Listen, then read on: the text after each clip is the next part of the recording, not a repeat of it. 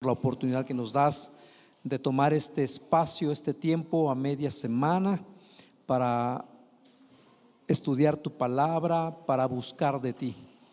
Háblanos, Señor, y que podamos aprender lo que tenemos que aprender, que podamos estar receptivos a lo que tú nos quieres hablar. Guíanos en el nombre de Jesús. Amén. Bien. Estamos estudiando lo que se conoce como la iglesia primitiva, el inicio de la iglesia, los primeros años. Si pudiéramos decirlo de alguna manera, la iglesia está en su infancia, está en su niñez, está en su estado de mayor inocencia. Y esto pone en riesgo a los discípulos y eventualmente como que despiertan a la edad adulta muy pronto, pero en esta etapa están en su etapa de mayor inocencia, mantienen las enseñanzas, la comunión, la adoración. Lo que han vivido en días pasados fue algo asombroso, algo espectacular, de tal manera que los llena de un amor que hizo que la comunidad fueran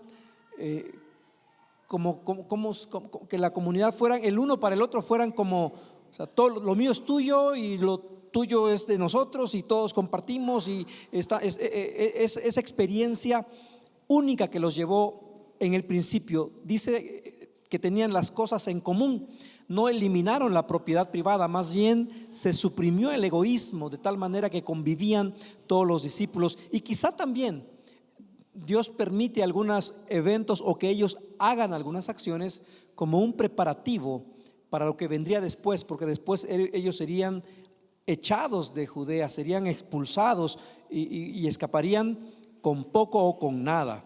Capítulo 2, verso 42.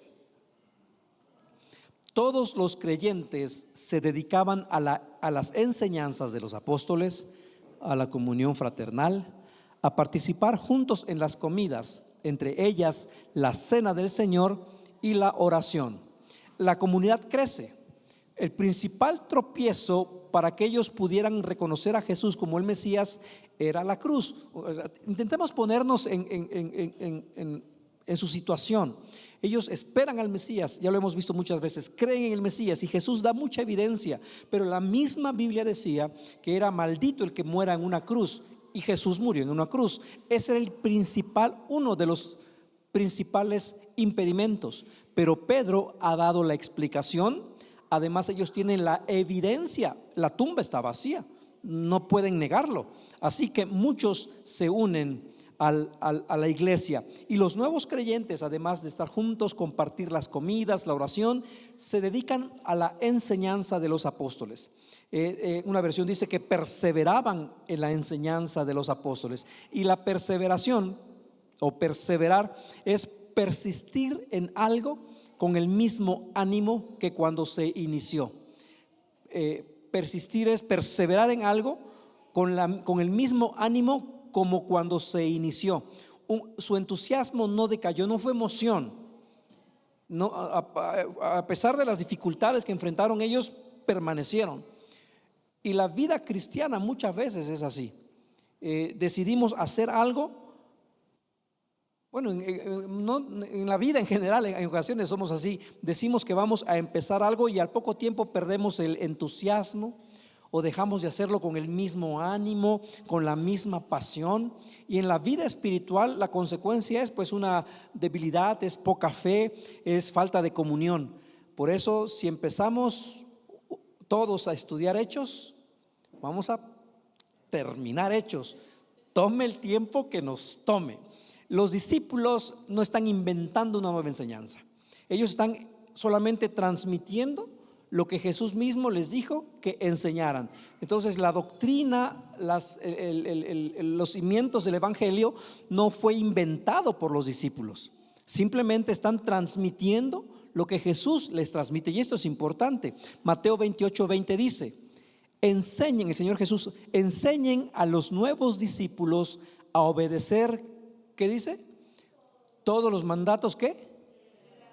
Y es lo que están transmitiendo los apóstoles. Y estas enseñanzas que ellos transmitieron es lo que se ha venido transmitiendo generación a generación a lo largo de la historia. Para nuestro beneficio, lo que leemos en los evangelios podemos tener la calma, la confianza, que son las enseñanzas de Jesús, que ellos fueron transmitiendo de generación en generación. Comprenden ellos que dedicar tiempo a las enseñanzas es importante. Y lo que estamos haciendo en este día y lo que se hace en los discipulados es precisamente eso. Y es esencial. Y así seguirá pasando en otras generaciones. Y eso permitió que la iglesia se estableciera en todo el mundo. Pablo, años después, Pablo le recuerda a Timoteo lo mismo, el mismo principio sobre las enseñanzas. Segunda de Timoteo 1:14 dice: con el poder del Espíritu Santo que vive en nosotros, cuida la preciosa enseñanza que se te ha confiado. La misma enseñanza que Jesús dio a sus discípulos, la misma enseñanza que los discípulos dieron a Pablo cuando él platica con ellos, la misma enseñanza que Pablo le está diciendo a Timoteo que persista, y lo mismo le dice a Tito 2:1: tú, en cambio, predica lo que está de acuerdo con la sana doctrina. Las enseñanzas de Jesús la fueron estudiando y compartiendo de tal manera que llegó a ser doctrina. Y a los cristianos de Corinto les recuerda que lo que Pablo enseña es lo que a su vez a él le fue enseñado. Primera de Corintios 15:1-4. Ahora, amados hermanos, permítanme recordarles la buena noticia que ya les prediqué. En ese entonces la recibieron con gusto y todavía permanecen firmes en ella. Esa es la buena noticia que los salva si ustedes siguen creyendo el mensaje que les prediqué, a menos que hayan creído algo que a principio de cuentas nunca fue cierto. Yo les transmití a ustedes lo más importante, ¿y qué? Y lo que se me había transmitido a mí también. Cristo murió por nuestros pecados, tal como dicen las Escrituras, fue enterrado y al tercer día fue levantado de los muertos, tal como dicen las Escrituras. Pablo, a pesar de que era un erudito, Pablo era un hombre muy preparado, no dice nada de lo suyo, no dice nada de sí. Tan pronto la gente, los nuevos cristianos se saben perdonados, empezaron a tener hambre del alimento de la palabra, del alimento espiritual. Primera de Pedro 2:2 dice: como bebés recién nacidos, deseen con ganas la leche espiritual pura, para que crezcan a una experiencia plena de la salvación. Pidan a gritos ese alimento nutritivo. El creyente, como dice el creyente que no ora, el diablo se lo devora. Y el creyente que no me acuerdo cómo va, pero la idea es que no lee, encuentren una palabra que rime y que sea decente.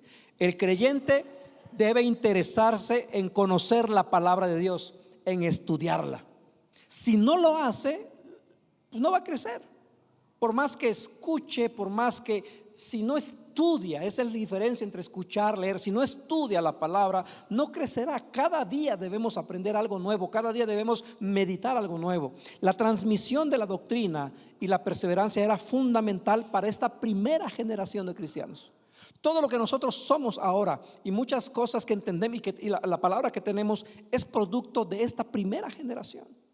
Si ellos no hubieran sido fieles en transmitir las enseñanzas, en registrar las enseñanzas, en registrar los milagros, si ellos no hubieran sido fieles en transmitir lo más puro que recordaban de las enseñanzas de Jesús, todo se hubiera pervertido. Sin embargo, el cristianismo, es más, hay Paul Johnson es un escritor y es un libro que se llama La historia de los judíos, y él dice, él no es cristiano, es periodista si no me equivoco.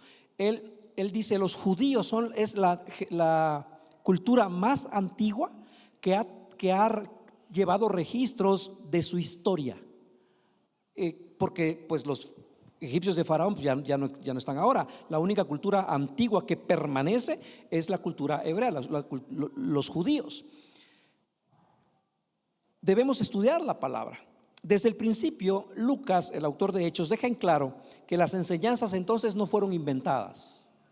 Lo que ellos están diciendo no es, pues a mí se me ocurre que, no, yo creo que, más bien, ¿qué dijo Jesús? Y lo que hemos, ¿cómo es Dios? Y lo que hemos estado estudiando en casa estos domingos. ¿Para qué vino Jesús? para demostrar cómo es Dios, qué dice Dios, cómo habla Dios, eso. Y es lo mismo que hicieron estos hombres. Los apóstoles fueron los únicos autorizados para enseñar la fe y la doctrina. Entonces, la iglesia no crea doctrina. La iglesia transmite las enseñanzas que las personas recibieron de Jesús y a quienes Cristo instruyó personalmente. Ahora, no podemos negar que hay diferentes doctrinas, que son interpretaciones o énfasis que hacen ciertos grupos a una porción de la palabra o a un tema en particular. Pero en general, la enseñanza que nos unifica es Jesucristo, Hijo de Dios, murió en la cruz, resucitó por el perdón de nuestros pecados. Y ahí pueden haber variaciones que no nos separan como hermanos. No nos adoramos o entendemos diferentes formas del evangelio, pero no nos separan de ser hermanos. Sin embargo, hay otras doctrinas que se fueron pervirtiendo, que definitivamente no es la enseñanza bíblica. Los testigos de Jehová son unos de ellos, que no es la enseñanza de la Biblia lo que ellos transmiten. El Nuevo Testamento es importante para nosotros porque es un registro de las enseñanzas de Jesús transmitidas a los apóstoles.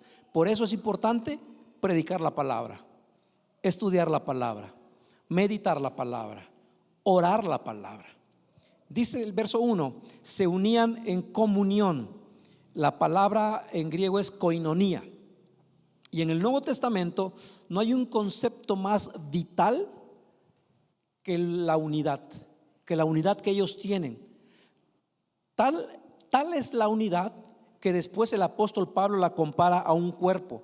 Primera de Corintios 12:12 dice: el cuerpo humano tiene muchas partes, pero las muchas partes forman un cuerpo entero.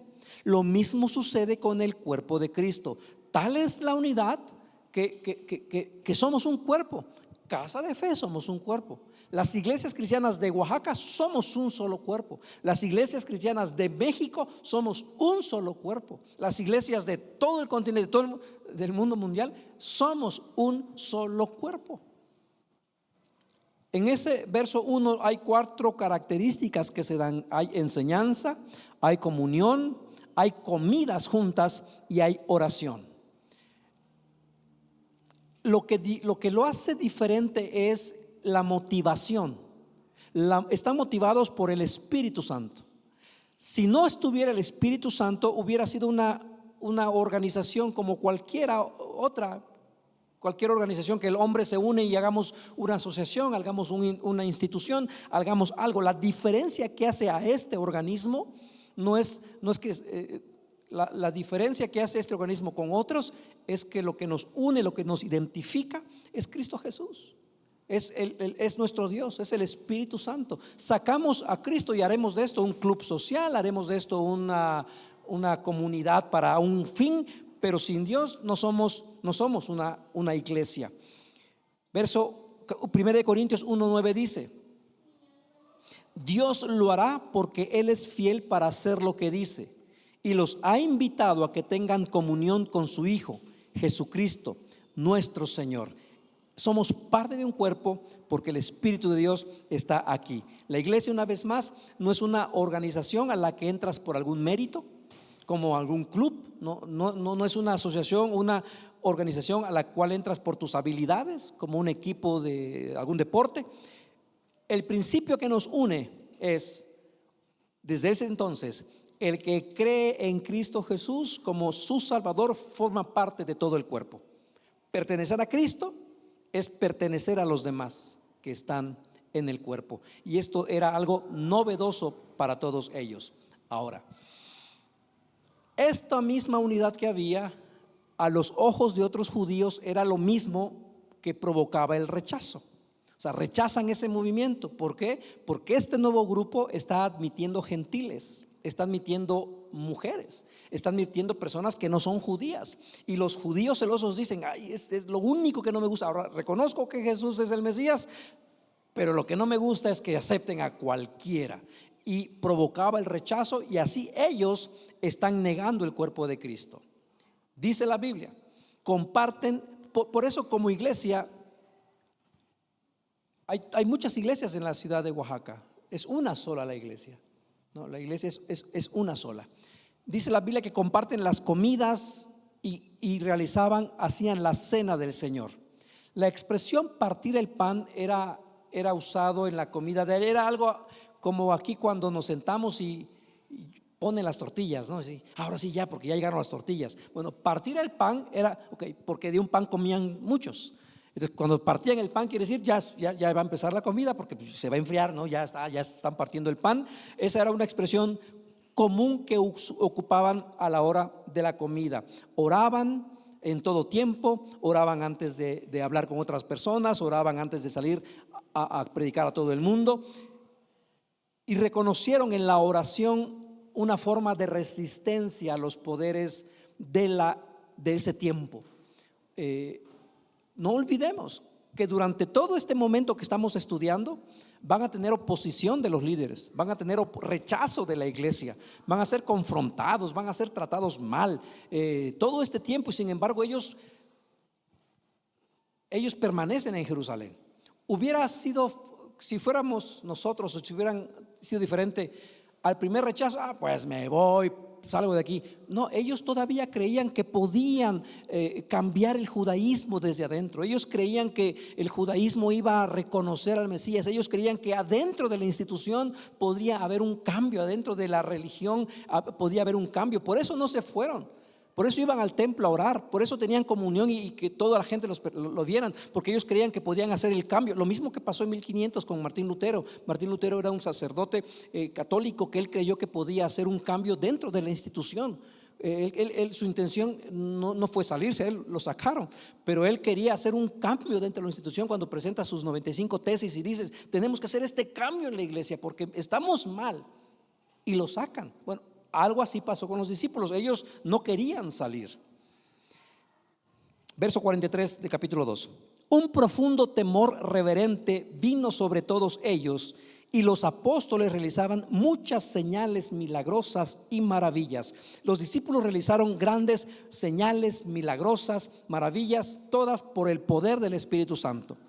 Y una vez más, esos milagros confirmaban lo que ellos decían, lo mismo que hacía el Señor Jesús, pero no le creyeron hasta que resucitó. Ahora, lo mismo hacen los discípulos con el propósito que las personas crean. Dice Hebreos 2:4.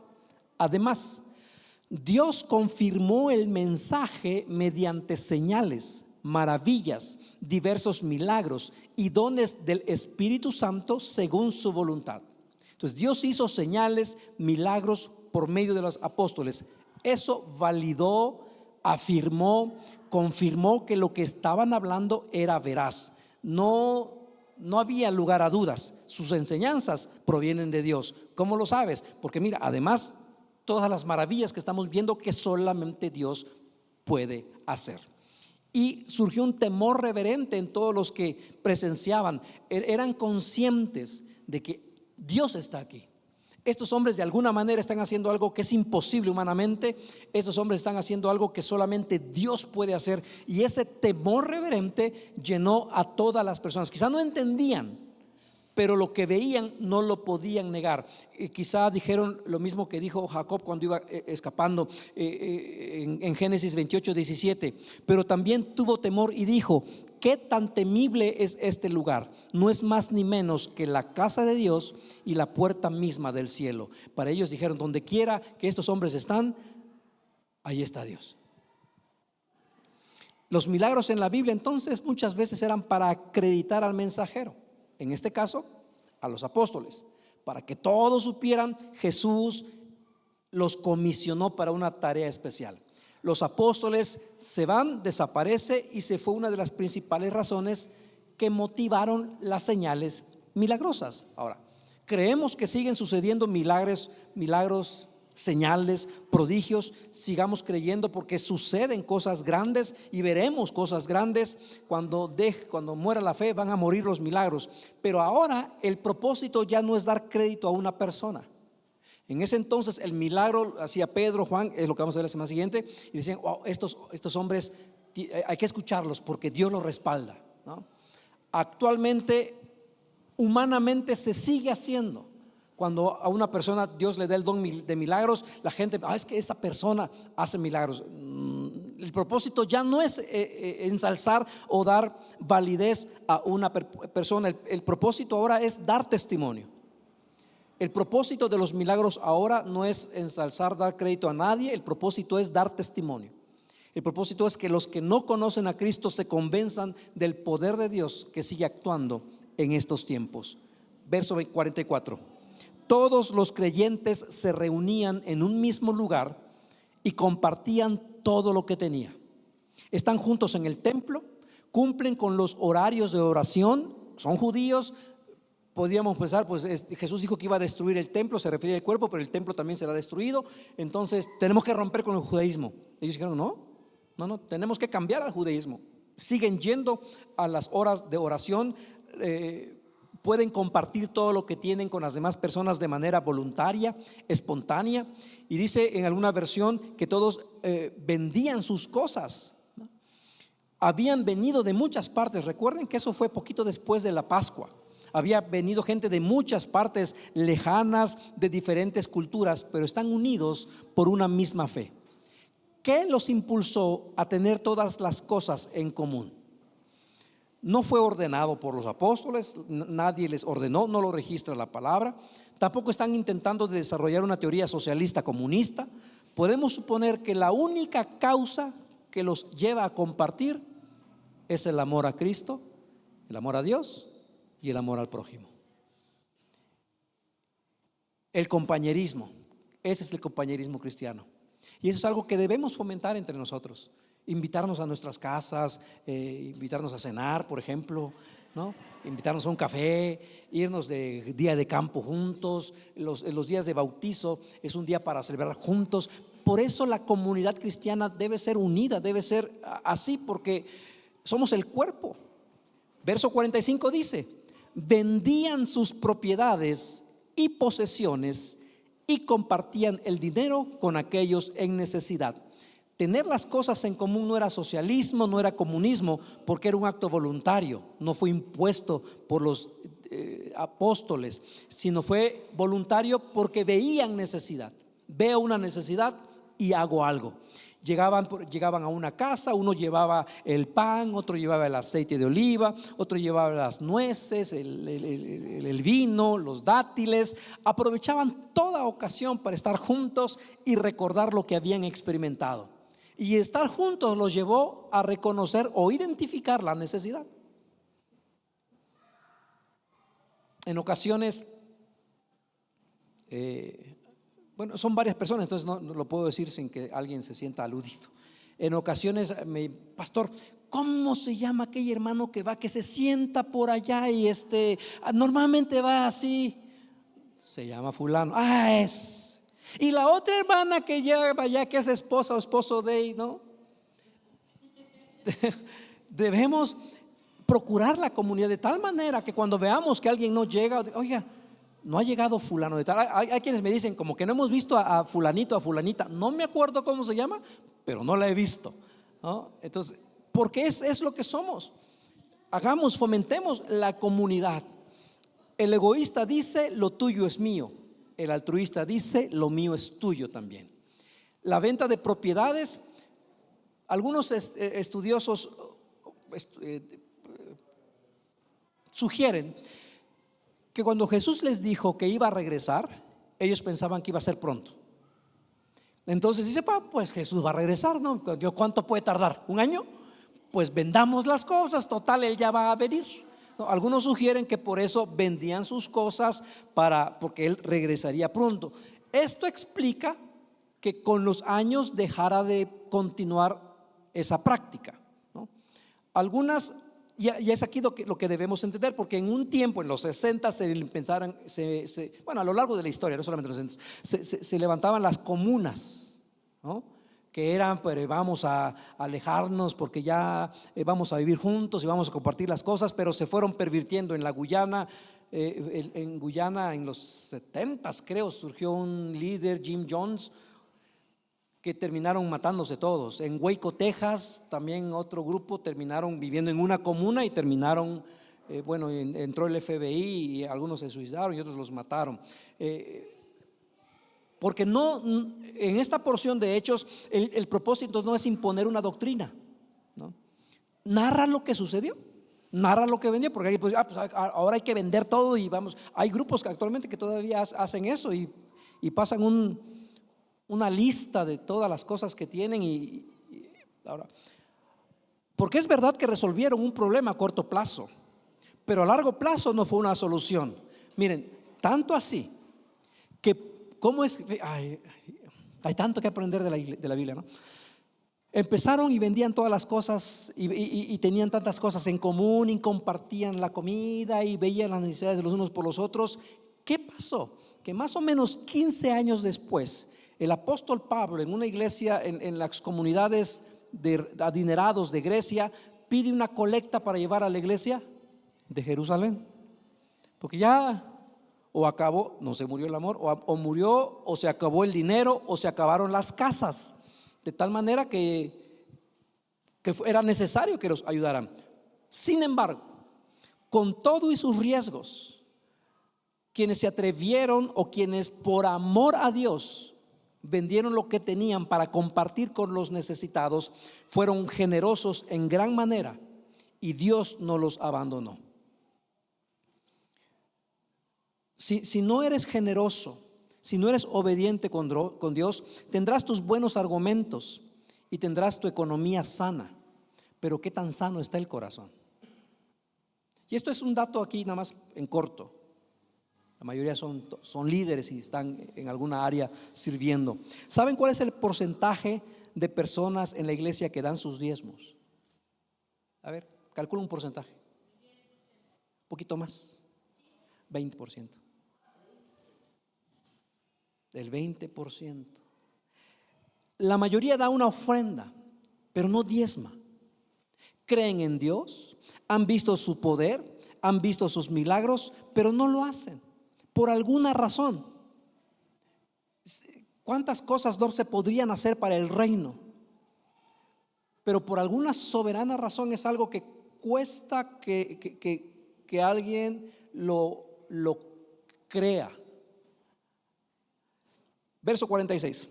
Adoraban juntos en el templo cada día, se reunían en casas para la cena del Señor y compartían sus comidas con gran gozo y generosidad. Tenían un compañerismo tan frecuente como podía. Dicen que iban al templo todos los días. Una vez más, ¿por qué iban al templo? Porque son judíos. Y el judío la presencia de Dios se manifestaba en el templo. Ellos ya sabían que la presencia de Dios estaba con ellos. El Espíritu Santo no se manifestó en el templo. El Espíritu Santo se manifestó en la casa cuando estaban orando, recordamos, en el aposento alto. Sin embargo, ellos como judíos que se sienten, pues creían en la oración, pero orar en el templo era algo especial, algo divino, algo diferente. No sabemos si todos los días celebraban la cena del Señor, pero es algo que se puede hacer todos los días. Diferentes grupos, diferentes iglesias debaten cada cuánto se debe compartir la cena del Señor, la Santa Cena. Algunos lo hacen una vez al año, algunos lo hacen 2 veces al año, algunos lo hacen como nosotros una vez al mes, algunos lo hacen todas las semanas. Podemos hacerlo. Tú puedes hacer la comunión en casa con tus hijos, con tu familia. Que no se vuelva un dogma. La clave es el corazón. Si se hace como costumbre, la clave es el corazón. Ahora, uno de los subtemas del libro de Hechos es el gozo, es la alegría. Es una iglesia victoriosa, es una iglesia que se goza. Y la alegría se menciona a lo largo de Hechos en muchas partes. Hechos 5:41 dice: los apóstoles salieron del concilio supremo con alegría. Ahora uno podría pensar, los recibieron bien, los trataron bien. No, porque Dios los había considerado dignos ¿de qué? De sufrir deshonra por el nombre de Jesús. O sea, nada me va a quitar la alegría, nada, el gozo que siento yo. El mundo, ¿no se lo sabe? El mundo no me lo dio, el mundo no me lo dio, y como no me lo dio, no me lo puede quitar, y como no me lo dio, no me lo puede quitar. Hechos 8:8 dice: así que hubo mucha alegría en esa ciudad. Hechos 11:23 dice: cuando él llegó y vio las pruebas de la bendición de Dios, se llenó de alegría y alentó a los creyentes a que permanecieran fieles al Señor. Los discípulos siguieron yendo al templo todos los días durante muchos años.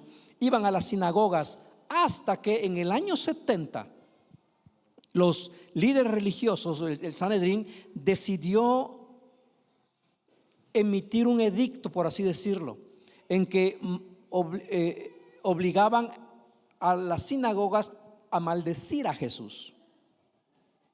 Entonces los cristianos, los que habían reconocido a Jesús, al ir a la sinagoga y oír eso, ya no pudieron seguir yendo. Es así como el cristianismo salió de Jerusalén. Se vieron forzados, se vieron obligados. Ellos querían provocar el cambio ahí. Son sus paisanos, son sus ciudadanos, son el pueblo elegido, son el pueblo de Dios. Ni modo que no lo entiendan. Pues no lo entendieron. Y eso fue lo que provocó la ruptura entre la iglesia y el judaísmo. Y los primeros creyentes entonces empiezan a reunirse en domingo, uno para conmemorar la resurrección de Jesús, y porque el Señor Jesús, después de su resurrección, 2 domingos consecutivos se apareció a los discípulos. Eran una comunidad entonces dinámica, alegre, llenas del Espíritu, con libertad para adorar. Se reunían y era una fiesta, era un compañerismo. Y así debe ser en cada reunión que celebremos. Así debe ser, porque celebramos la presencia de Dios y se afirma la comunidad en la que caben todos. La emoción que sientes en un partido. Algunos estaban ahí con Jahash, ¿no? Y el concierto, o van a estar, no sé con quiénes otros que hayan venido o vengan, o en un partido de fútbol. Mire, yo fui al mundial, cuando el mundial fue aquí en México, fui al partido al Azteca de México contra Brasil. No, estaba todavía Cuauhtémoc Sánchez, Cuauhtémoc Blanco, Cuauhtémoc Sánchez. Ese es otro. Cuauhtémoc Blanco estaba, no les miento, fui con otro amigo y estábamos viendo y metió un gol México. Me estaba yo abrazando con este que estaba acá, que quién sabe quién era, no lo conocía. No, ¿por qué? Pero estamos, quienes han estado en un partido de fútbol y su equipo mete un gol, no, hombre, te emocionas, porque pues cómo no, compartes la alegría, la emoción. Mucha más alegría, mucha más emoción debemos tener al ir a la iglesia, porque el Espíritu de Dios se mueve en el pueblo que le adora. Cada domingo, iglesia, cada domingo vengamos expectantes. ¿Qué me va a hablar Dios? ¿Qué va a decirme? Voy a disfrutar la presencia. Seamos, lo tengo que decir, seamos de los que llegan temprano. Déjenlos. Seamos de los que saludamos a los que vienen por primera vez a poner el café, a orar en la reunión, porque el Espíritu de Dios está aquí, se mueve en este lugar. Somos su pueblo. Y dijeron un predicador: y si estás feliz, díselo a tu cara, ¿no? Que se vea el gozo del Señor. Verso 47. Todo el tiempo alabando a Dios y disfrutando de la buena voluntad de toda la gente. Y cada día el Señor agregaba a esa comunidad cristiana los que iban siendo salvos. El pueblo les tenía simpatía y los respetaban. La enemistad entonces que hubo por algún tiempo antes de la crucifixión era instigado por los líderes religiosos que no querían reconocer a Jesús, porque poco tiempo después toda la gente les caían bien los cristianos. Que digan de los cristianos que somos buenos vecinos, que digan de los cristianos que somos buenos amigos, que digan de los cristianos que somos alegres, que somos divertidos, que la forma como vivimos la vida les quite el obstáculo para su fe. Y que no, es que los cristianos son bien aburridos, no, es que los cristianos, no, es que andan todo el tiempo enojados. Y a veces es verdad, ¿no? Algunos, los de casa, no. Y que así demos gloria a Dios. La iglesia estaba en su etapa formativa. O sea, por eso es importante todo lo que estamos estudiando. No hay contexto de iglesia, no hay historia, no hay nadie a quien voltear a ver para cómo le hacemos. No, ellos están formando lo que a lo largo de la historia se ha venido practicando. Lo que los une es que confiesan a Jesucristo resucitado como el Mesías. Y el poder del Espíritu se mostraba en las enseñanzas de los apóstoles. 1 Corintios 12:3 dice: por lo tanto, quiero que sepan que nadie que habla por el Espíritu de Dios maldice a Jesús. Y nadie puede decir que Jesús es el Señor excepto por el Espíritu Santo. El mensaje se expandió como llama por todos los lugares. El mensaje unificó a todos los cristianos. Los cristianos no eran amenaza para la autoridad o para la paz romana. En el comienzo de la iglesia no había ruptura entre el judaísmo y el cristianismo. Ellos pensaban, lo van a entender. Ellos pensaban, van a reconocer, tanta evidencia es imposible negarla.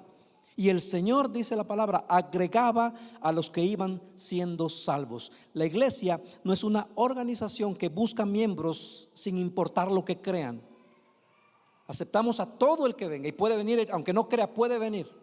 Pero quien forma parte de la comunidad, quien forma parte del cuerpo, es aquel que cree en Jesús como Señor, como Cristo, como Salvador.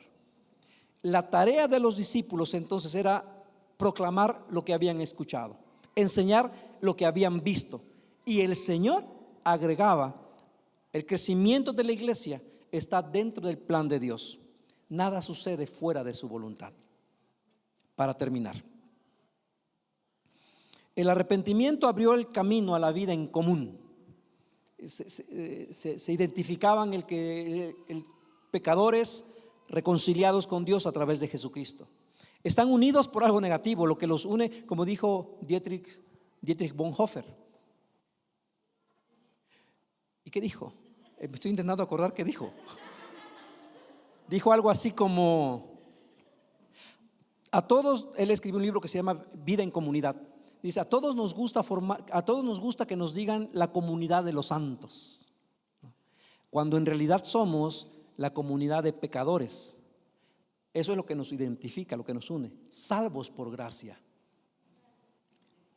Lo que los une a ellos es personas que han fallado, reconocen que están separados, pero que Cristo los ha vuelto a unir al Padre.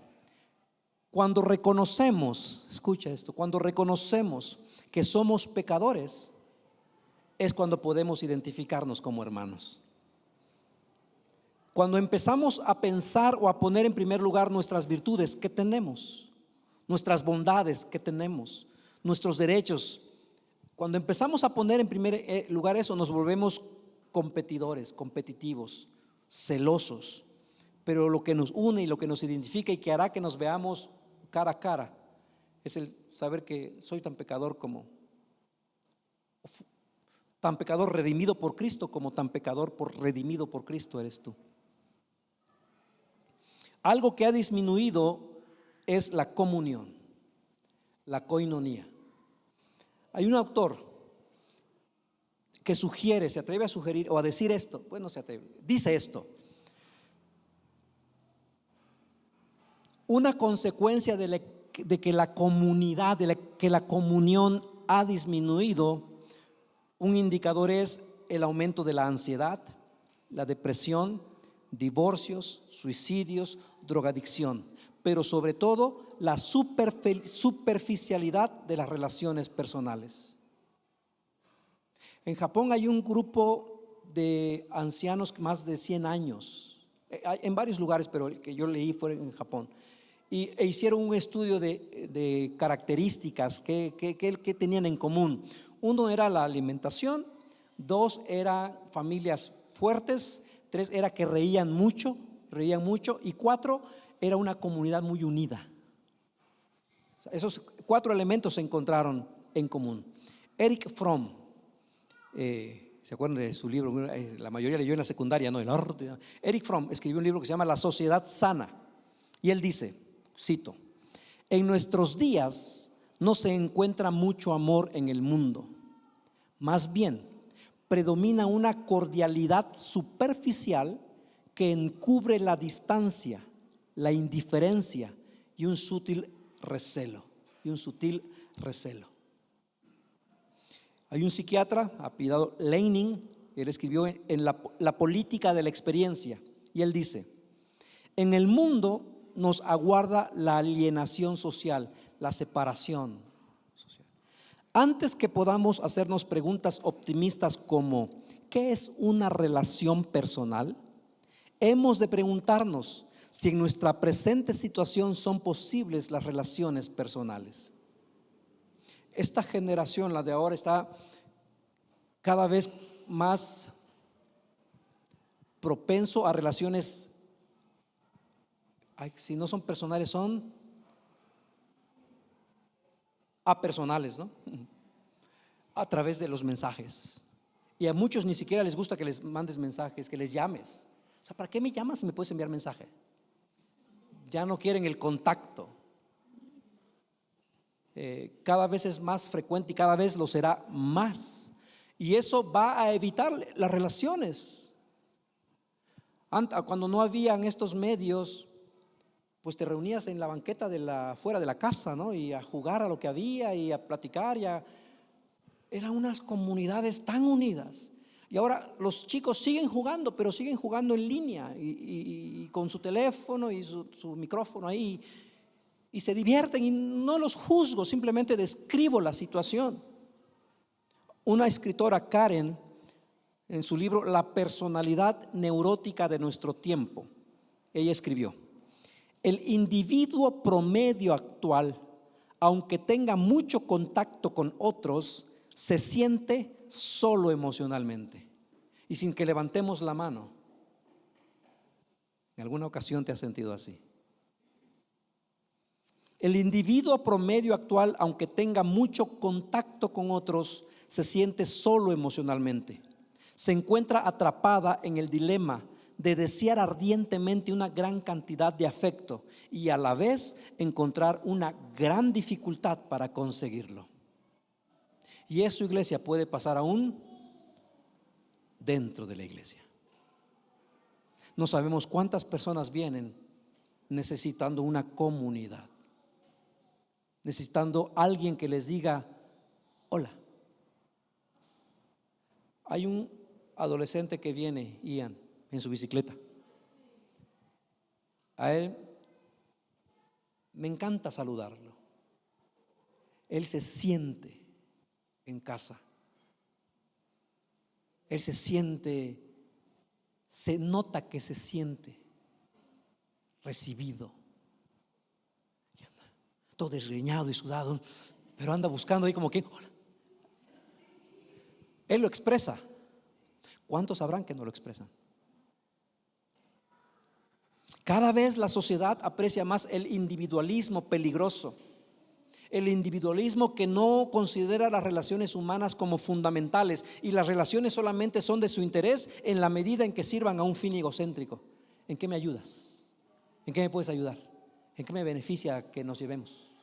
No lo dicen así, pero ya va permeando alguna y ante ese diagnóstico, entonces se necesita urgentemente redescubrir el significado de comunidad, ese sentido de preocupación, de interés, ese sentido de hay alguien que piensa, hay alguien que está pendiente, que surge de la verdad de que nos pertenecemos los unos a los otros, somos un cuerpo.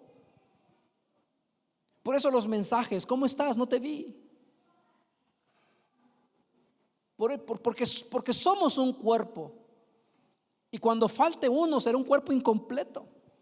Por eso las reuniones de matrimonios, por eso las reuniones de mujeres, por eso los grupos de varones, por eso los grupos de jóvenes de 20 y 25 y más. Por eso, porque somos una comunidad. Por eso provocamos en casa, después de la adoración y la alabanza, un tiempo de break. No crean que es para hacer tiempo, porque nos dimos cuenta que al final muchos se iban rápido por las tantas ocupaciones. Pero estamos conscientes de esto y queremos provocar la comunidad. Algo que no deberíamos provocar, debería surgir, pero lo provocamos porque somos un cuerpo, porque somos parte de un mismo cuerpo. Somos parte de un mismo cuerpo, también conocido como la iglesia o somos un cuerpo conocidos como casa de fe. Y es algo que surgió en el primer siglo, con la vida de estos pocos hombres que transformaron el mundo. Hagamos comunidad, seamos comunidad.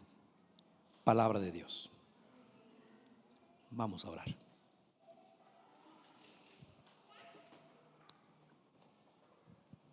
Amado Padre Celestial, tu palabra es verdad. Y tu palabra en ocasiones nos alienta y en ocasiones nos confronta, o nos motiva, o nos redirecciona, o nos vuelve a poner el norte enfrente, para no confundirnos, para no equivocarnos. Estamos aquí no como piezas aisladas o independientes la una del otro. Somos un cuerpo, todos, por igual, todos. Nadie es más, nadie es menos. Estamos unidos por una misma razón. Estamos unidos por la misma sangre de Jesucristo. Ayúdanos a amarnos así, Señor, a interesarnos, a preguntar, a ir y buscar, mi Dios. Porque si tú has traído a una nueva parte del cuerpo a este lugar, queremos recibirle. Queremos ser esa comunidad, Señor, que crece juntos en todos los sentidos, en número, que crece en conocimiento de la palabra, que crece físicamente los jóvenes, que crecen en salud espiritual, que crecemos en todas las áreas, Señor. Que seamos esa iglesia. Ayúdanos, Padre. Espíritu Santo, tú estás aquí porque es tu promesa. Haz lo que quieras hacer en nosotros. Rompe nuestros paradigmas. Nada que sea de nuestro, Señor, de nuestro pensar. Todo lo que sea de tu Espíritu, Señor, que fluya con libertad. Gracias por cada uno de tus hijos, de tus hijas que toma este tiempo, Señor. Bendíceles, prospérales, hónrales, mi Dios. Gracias, gracias por este tiempo juntos. En el precioso nombre de Jesús. Amén, amén y amén.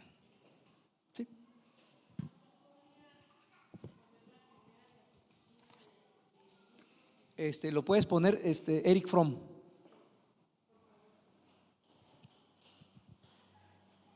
Josué Acevedo Mecinas, ahí está. María de Lourdes Cruz, Ricardo vino hoy. Alba Díaz, presente. Donesca.